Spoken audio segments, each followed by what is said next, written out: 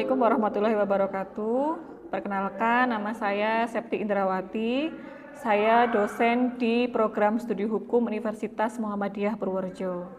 Saya mengajar beberapa mata kuliah, namun mata kuliah pokok saya adalah Hak Kekayaan Intelektual atau HKI. Pada kesempatan kali ini, saya akan menyampaikan proses pembelajaran mata kuliah HKI. HKI merupakan hak yang diberikan kepada individu atau badan hukum atas karya intelektual yang dihasilkan. Adapun HKI ini dibedakan menjadi dua macam, yaitu hak cipta dan hak milik industri. Capaian pembelajaran mata kuliah ini adalah mahasiswa mampu menguasai konsep HKI dan mengimplementasikan konsep dasar HKI tersebut dalam kehidupan sehari-hari. Adapun dalam pembahasan ini merupakan pertemuan ketiga dengan pokok pembahasan hak cipta. Sub capaian mata kuliah ini atau kemampuan akhir yang diharapkan adalah mahasiswa diharapkan mampu menjelaskan pengertian hak cipta, jenis ciptaan yang dilindungi dan tidak dilindungi, perlindungan hak cipta, serta pendaftaran hak cipta. Metode pembelajaran yang saya gunakan adalah ceramah, diskusi, studi kasus, dan project based learning. Studi kasus pada materi hak cipta ini adalah kasus penyanyi Vidi Aldiano yang diduga melanggar hak cipta lagu Nuansa Bening. Selain menarik, kasus ini juga tepat untuk didiskusikan pada perkuliahan hari ini. Kemudian, metode project based learning yaitu dengan memberikan tugas berupa membuat karya cipta yang didaftarkan hak cipta. Selain menambah karya mahasiswa, tugas ini juga membuat mahasiswa belajar secara kontekstual. Proses perkuliahan ini dibagi menjadi 3 macam, yaitu pembukaan, inti materi perkuliahan, dan juga penutup. Pembukaan berisi penyampaian capaian pembelajaran, review materi minggu yang lalu, serta penyampaian isu terkini. Kemudian, inti perkuliahan berisi penyampaian materi yang pada pertemuan ini membahas tentang pengertian hak cipta, jenis-jenis ciptaan, pendaftaran ciptaan, dan perlindungan hak cipta. Sedangkan penutup berisi simpulan materi serta penyampaian tugas. Adapun sistem penilaian dalam perkuliahan ini yaitu partisipasi aktif mahasiswa sebesar 20%, tugas 30%, UTS 25%, dan UAS 25%. Demikian yang dapat saya sampaikan, dan berikut cuplikan video perkuliahan yang saya lakukan. Terima kasih. Wassalamualaikum warahmatullahi wabarakatuh. Assalamualaikum warahmatullahi wabarakatuh. Waalaikumsalam warahmatullahi wabarakatuh. Oke, selamat pagi semuanya. Pagi, Bu. Apa kabar hari ini? Baik, alhamdulillah. Baik, rekan-rekan, di pertemuan ketiga hari ini pada mata kuliah HKI, kita akan belajar tentang hak cipta. Namun sebelum masuk ke materi hak cipta, saya mau review dulu nih materi minggu yang lalu. Minggu yang lalu kan kita sudah belajar tentang HKI, tentang pengaturan HKI juga. Nah, kira-kira ada nggak yang ingat materi minggu lalu itu tentang apa saja? Oke, coba Mbak Putri. Minggu lalu materi berkaitan dengan tinjauan umum HKI. HKI berarti hak eksklusif yang diberikan negara kepada individu atau badan hukum atas suatu karya yang telah dihasilkan. HKI diklasifikasikan menjadi 2, yaitu hak cipta dan hak milik industri. Oke, baik, betul sekali ya. Jadi HKI itu merupakan hak eksklusif yang diberikan oleh negara kepada individu atau badan hukum atas karya yang dihasilkan oleh individu tersebut. Nah, kemudian HKI itu juga diklasifikasikan menjadi 2. Tadi betul kata Putri, ada hak cipta dan hak milik industri. Nah, hari ini rekan-rekan kita akan belajar tentang hak cipta. Nah, namun sebelum masuk ke materi, saya jelaskan dulu kemampuan akhir yang diharapkan dari perkuliahan pada pokok bahasan hak cipta ini. Setelah mengikuti pembelajaran ini, mahasiswa diharapkan mampu menjelaskan pengertian hak cipta, kemudian jenis ciptaan yang dilindungi dan yang tidak dilindungi, perlindungan hak cipta, serta pendaftaran hak cipta. Oke, saya lanjutkan. Sebelum memulai materi, kalian pernah nggak membaca berita ini? Pernah, ya. Ini ada kesenian Reog Ponorogo yang sempat diklaim ya oleh Malaysia. Kemudian juga ada kebudayaan-kebudayaan lain yang sempat diklaim oleh pihak lain. Nah, dari contoh berita ini, rekan-rekan, ini mengingatkan kita betapa pentingnya perlindungan hak cipta untuk sebuah karya yang kita hasilkan. Nah, kemudian mungkin kalian juga sekarang sudah sering banget mendengar ada berbagai kasus-kasus tentang hak cipta ya, seperti ada seorang musisi yang pada akhirnya digugat karena menggunakan sebuah lagu tanpa izin, atau ada seorang YouTuber juga yang menggunakan lagu tanpa izin. Nah, itu mengingatkan kita betapa hak cipta itu sangat penting dan hak cipta itu diperlukan untuk melindungi sebuah karya yang kita hasilkan. Nah, lalu apa itu hak cipta? Jadi, hak cipta itu merupakan hak eksklusif bagi pencipta atau penerima hak ya untuk mengumumkan, memperbanyak ciptaannya menurut peraturan perundang-undangan yang berlaku. Hak cipta ini nantinya akan memberikan sebuah hak eksklusif ya kepada si penerima hak itu atau kepada si penciptanya atas suatu karya yang dihasilkan. Nah, adapun hak cipta ini diatur pada Undang-Undang Nomor 28 Tahun 2014 tentang hak cipta. Nanti setelah materi ini kalian bisa download sendiri ya Undang-Undang Nomor 28 Tahun 2014. Atau ada yang sudah download mungkin? Mbak Arsya sudah? Sudah, oke, bagus sekali. Kita lanjutkan. Nah, apa itu pencipta dan apa itu ciptaan? Bisa kalian lihat di layar, rekan-rekan. Ada gambar Mark. Tahu ya, Mark ini? Mark ini pencipta apa? Facebook. Kalau yang bawah, Jen, pencipta WhatsApp. Jadi pencipta itu adalah orang yang menciptakan. Sedangkan ciptaan itu adalah hasil karyanya. Ini contohnya ada seorang Mark yang menciptakan Facebook dan Jen yang menciptakan aplikasi WA. Nah, adapun jenis-jenis ciptaan yang dilindungi itu ada banyak sekali. Ini nanti kalian bisa lihat di pasal 12 Undang-Undang Hak Cipta tadi, ada beberapa jenis ciptaan yang dilindungi oleh hak cipta. Karena ternyata, teman-teman, tidak semua karya itu mendapatkan perlindungan, hanya karya-karya tertentu saja. Ini, misalnya ada buku, ada program komputer, lagu, kemudian ada batik. Kalau batik itu maksudnya motif batiknya ya. Kemudian ada film, seni tari, foto, dan juga karya ilmiah. Ini merupakan contoh-contoh karya yang dilindungi oleh hak cipta. Ada nggak kalian yang memiliki satu karya tertentu? Pernah membuat buku misalnya? Pernah? Mbak Rifka pernah membuat buku? Pernah. Sudah dilindungi belum? Sudah, bagus sekali. Ada lagi yang sudah pernah membuat karya dan sudah dilindungi oleh hak cipta? Nadia? Sudah, oke, baik. Nah, sekarang kita lanjutkan. Ada juga jenis-jenis karya, tapi yang tidak mendapatkan perlindungan hak cipta. Yang pertama adalah hasil rapat. Notulen rapat, ketika rapat itu terbuka, maka notulen rapat itu bisa diakses oleh semua orang.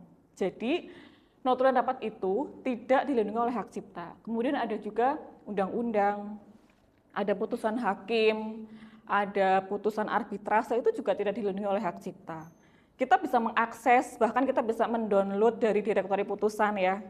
Putusan itu bisa kita baca, bisa kita jadikan sebagai referensi, karena putusan itu tidak merupakan karya yang dilindungi oleh hak cipta.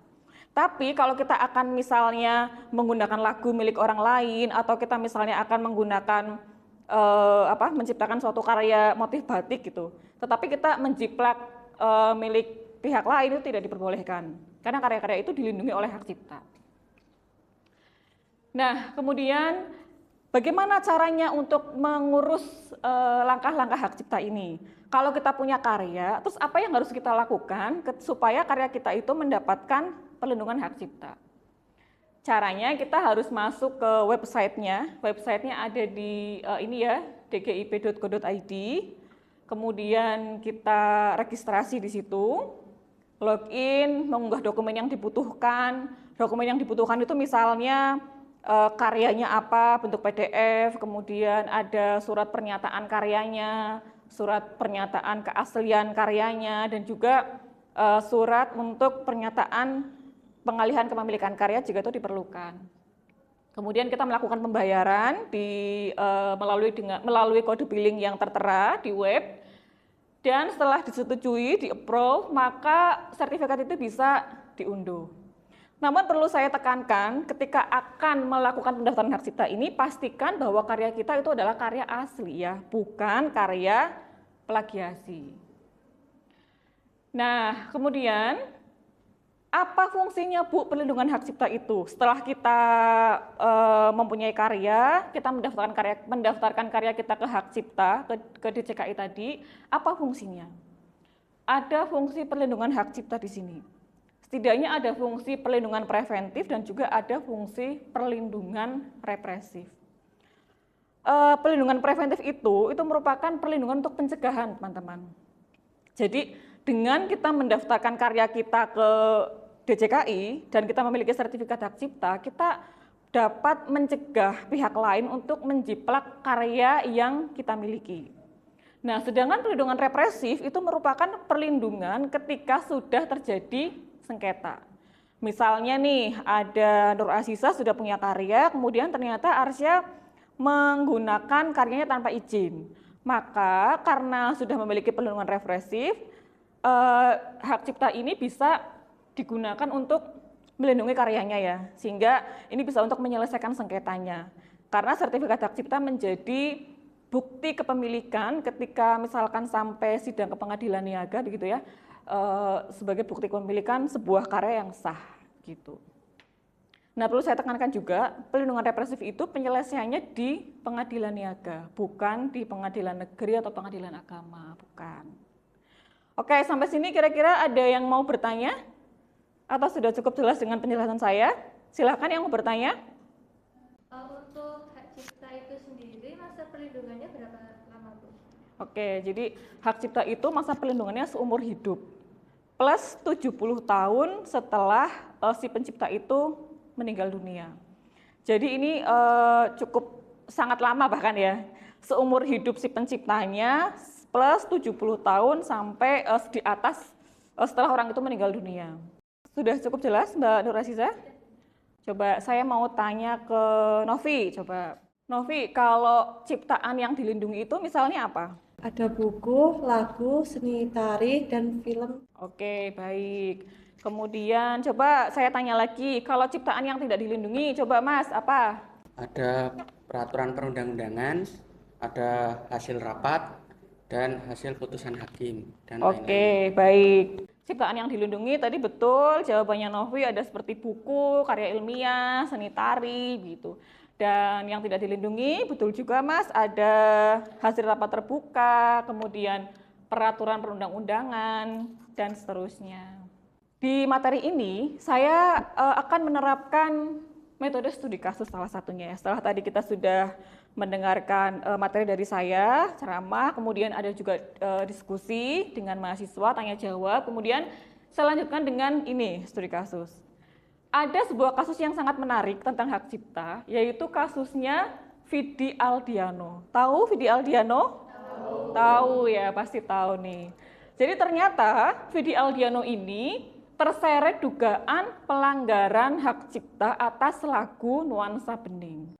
Ada musisi Kenan Nasution dan Budi Pekerti ini menggugat Vidi Aldiano menggugat atas dugaan pelanggaran hak cipta lagu Nuansa Bening, dan tuntutannya nggak main-main, sebesar 24,5 miliar.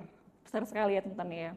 Karena diduga Vidi ini menyanyikan lagu Nuansa Bening tanpa izin dan lagu itu dikomersilkan seperti pada saat dia konser, atau di rekaman YouTube-nya juga. Nah, gugatan ini sekarang sudah terdaftar pada Pengadilan Niaga Jakarta Pusat dan sudah berlangsung sidang pada tanggal 28 Mei kemarin. Jadi kasus ini sangat menarik untuk kita diskusikan karena kebetulan ini juga pas sekali dengan materi hak cipta kita. Saya minta silakan sekarang kalian membentuk kelompok ya, masing-masing 4 orang. Kemudian silakan berdiskusi untuk nantinya menanggapi terhadap adanya kasus hak cipta ini. Yuk, coba silakan berkelompok.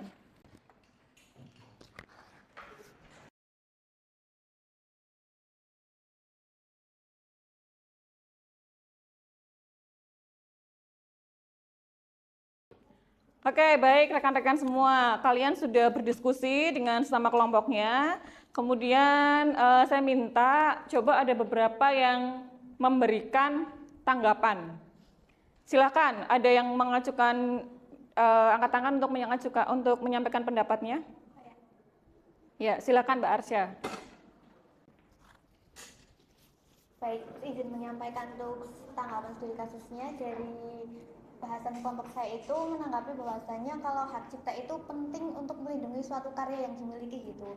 Nah, kemudian jika ada pihak lain yang menggunakan karya yang sudah kita ciptakan terus dikomersial, itu memang sebaiknya izin dulu, karena supaya tidak dianggap menggunakannya dengan semaunya sendiri. Itu istilahnya itu mencuri karyanya kita gitu.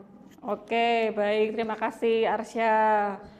Ya, betul sekali ya, bahwa memang untuk sebuah karya itu perlu izin dulu ketika kita akan menggunakan. Ada lagi yang ingin menanggapi? Ya, silakan Mbak. Menurut saya, kasus Vidi Aldiano menyoroti penting izin dalam penggunaan karya cipta, terutama dalam konteks komersial. Terus yang kedua itu karena sebenarnya ini belum ada batasan yang jelas kapan karya cipta itu dapat digunakan oleh pihak lain. Baik, terima kasih teman-teman, tadi sudah berdiskusi, sudah ada yang memberikan tanggapan. Ini bagus sekali tanggapannya. Jadi memang betul sebuah karya itu ketika karya yang merupakan karya yang dilindungi oleh hak cipta, dan ketika ada pihak lain yang menggunakan karya itu, maka perlu adanya izin dulu dari si penciptanya. Apalagi ketika karya itu dikomersilkan.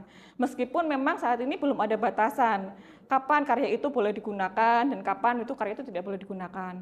Namun dalam hal ini kita jadi memahami betapa pentingnya hak cipta untuk melindungi sebuah karya yang kita miliki. Nah, rekan-rekan, materi yang sudah saya jelaskan tadi mengenai hak cipta, saya rasa sudah cukup ya. Namun sebelum menutup perkuliahan ini, saya ada tugas untuk mahasiswa. Jadi tugas ini mengenai pembuatan karya cipta. Ini merupakan tugas proyek, teman-teman. Jadi proyeknya seperti ini kelompoknya, tetap sama dengan kelompok diskusi. Tugasnya adalah mahasiswa diminta untuk membuat sebuah karya, dan karya itu merupakan karya yang dilindungi oleh hak cipta. Nah, nantinya karya itu akan sama-sama kita daftarkan ke website DJKI tadi untuk bisa mendapatkan sertifikat hak cipta. Kira-kira dari tugas ini paham nggak teman-teman? Paham ya? Ada yang mau bertanya mengenai tugas ini? Ya, silahkan Mas. Contoh karya yang kami buat misalnya itu seperti apa ya Bu? Kalau puisi hukum atau pantun hukum itu bagaimana? Oke, baik. Ya, karya yang dibuat itu merupakan karya-karya yang dilindungi oleh hak cipta. Kalau puisi hukum, pantun hukum itu juga bisa nanti dibentuk buku, nanti misalnya jadi antologi puisi hukum gitu misalnya, atau antologi pantun hukum, itu boleh didaftarkan ke hak cipta gitu ya. Jelas ya Mas ya? Ada lagi yang mau bertanya? Oke, silahkan Mbak. Bu, kalau membuat modul boleh nggak? Membuat modul. Oke, ya. Modul itu juga diperbolehkan. Misalnya Mbak itu akan membuat modul, tapi nanti usahakan modulnya yang berkaitan dengan hukum ya. Karena biar sesuai dengan program studi kita, modulnya berkaitan dengan hukum.